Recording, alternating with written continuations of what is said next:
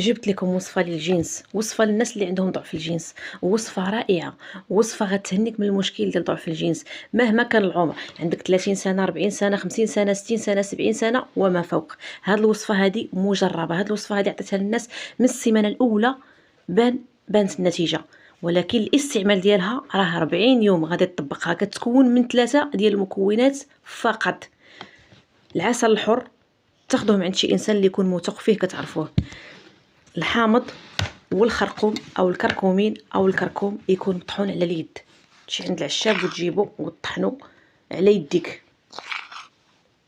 هاد الوصفه هادي غتهنيك، هاد الوصفه هادي غتعيد لك الشباب ديالك، هاد الوصفه هادي غترجع للعشرينات مهما كان العمر ديالك، مرأة او راجل.